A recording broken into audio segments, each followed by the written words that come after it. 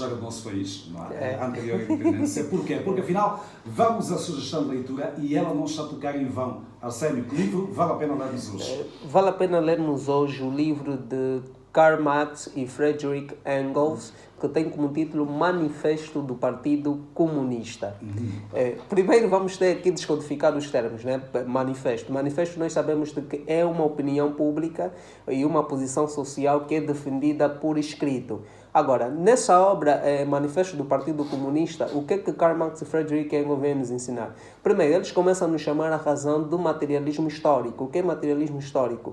Que em todas as sociedades, desde a Idade Média, sempre esteve dividida em classe. Classe dos dominados e a classe dos dominantes. Mas o que é que chama aqui mais atenção a Karl Marx? É de que quem faz parte da classe dominante sempre foi a classe da burguesia. E da classe dominada faziam parte o proletariado. Quando estamos a falar de burguesia, claro, estamos a falar daqueles que têm os meios de produção, né, para darem trabalho a outras pessoas. Hoje chamaríamos os empresários, das indústrias em particular. Okay. E o proletariado, estamos a falar daqueles que vendem a sua força de trabalho à burguesia, os trabalhadores, os camponeses, todos estes. Mas só que Karl Marx ele diz de que a burguesia faz com que a condição do proletariado seja de que eles não conseguem viver se não venderem esse trabalho,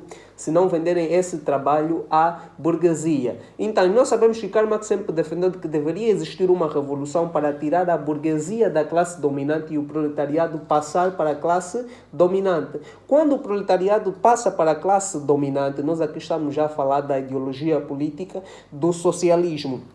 E depois do socialismo nós vamos ter o pico que é o comunismo. No comunismo, o que é que Karl Marx diz? Vai-se eliminar a propriedade privada e vai-se também eliminar a herança. Ninguém pode herdar terras ou propriedades, né, por parte dos seus pais. E não poderá existir empresas privadas, mas simplesmente o governo ou o Estado tomará conta de todas as propriedades, né, irá redigir para o bem comum dentro da sociedade. E ele diz que um partido comunista faz com que haja educação pública para todos.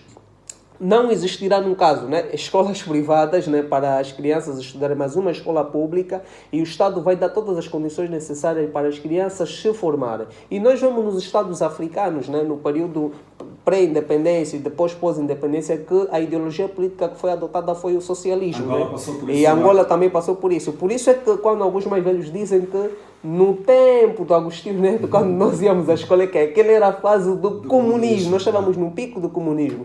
Mas só que depois Karl Marx, quando vai analisar alguns países comunistas, ele dá-se conta de que, infelizmente, fazem parte, depois da revolução do proletariado, quando o socialismo torna-se a ideologia política, infelizmente, aqueles que faziam parte do proletariado também tinham alguns interesses burgueses ou capitalistas. Quer dizer, ele, enquanto proletário, enquanto trabalhador, parecia que quis igualdade, mas depois atingiu o poder da burguesia.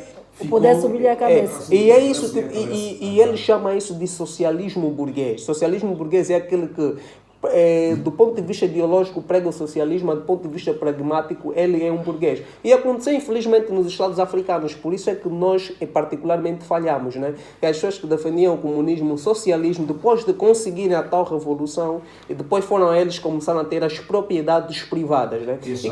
Que para mim, esse livro, Manifesto do Partido Comunista, né? O comunismo, para mim, é uma boa ideologia política quando é bem aplicada, né? Surte mesmo efeito, nós vemos em alguns países do mundo, né? Só que depois vem o lado da ditadura e tudo, outras questões, mas é um livro que vale a pena ser lido. Karl Marx e Friedrich Engels, Manifesto do Partido Comunista. Aliás, já houve o tal socialismo utópico. Utópico, aquele que sim, é esse. E do Karl Marx o científico. Do Karl Marx é considerado científico. Ele próprio também rebate, diz que o meu socialismo é científico. E não utópico. Porque ele foi um filósofo, foi jornalista, e tanto é que ele teve de ser expatriado de sua terra devido ao repúdio que ele fazia público de algumas ações políticas que aconteciam na Alemanha, né? E nós vemos alguém que foi expatriado. Hoje em dia é venerado no mundo da academia e por muitos, né? Como um dos grandes pensadores que o mundo já teve, né? Houve também em 1871 a Comuna de Paris, que foi uma experiência que os franceses tentaram, não é, de implementar uma espécie de um comunismo em que essa classe burguesa tivesse, digamos, ao mesmo nível de igualdade, inclusive ganhasse os salários dos operários, só durou 2 meses. Só 2 meses não deu certo. País, porque depois, nessa altura, a Alemanha, hoje dizemos só a Alemanha, mas era ainda o Império Alemão, que, digamos, infligiu uma derrota significativa contra a França e usou, inclusive, digamos, militares franceses que estavam detidos pelo Império Alemão para eles mesmos irem atacar os revolucionários franceses e usaram, ainda por cima, um próprio líder francês, que era o Adolf Hitler, não estou a falar do Adolf Hitler, não, Adolf Hitler, que nesse momento era praticamente o chefão da França em 1871, e ele próprio derrotou os seus conterrâneos porque a Alemanha tinha mais poder nessa altura sobre eles, e a Comuna de Paris foi assim destruída, era uma espécie de implementar um comunismo que se tornou praticamente também um tópico. E no comunismo, só para dizer aqui, geralmente os comunistas são ateus, não acreditam em Deus. Mas temos que ver algo. O Karl Marx depois ele começa a pregar o ateísmo, porque ele diz que o ateísmo acompanha mesmo o comunismo. Tem que se tirar a ideia de religião, porque a religião é o ópio do povo. Ópio que nós sabemos que é um veneno que os ingleses davam aos indianos, se não me, ou aos índios. Aos chineses também. Inclusive, na cidade, eu conheço a cidade de Zhejiang, na China, e lá a cidade de Zhejiang é justamente onde foi o maior centro da guerra do ópio. Ok, uau. Então, ele quando diz isso, nós temos que ver porquê. Porque ele diz, quando a classe burguesa, que era a classe dominante, né, escravizava mesmo as pessoas por meio de... O que acontece? Numa empresa, por isso que eu digo que ninguém é bem pago. Por quê? Porque numa empresa nós vendemos, por exemplo, 7 horas da nossa força de trabalho, e o produto que nós fabricamos com a nossa força de trabalho vale mais do que a nossa força de trabalho.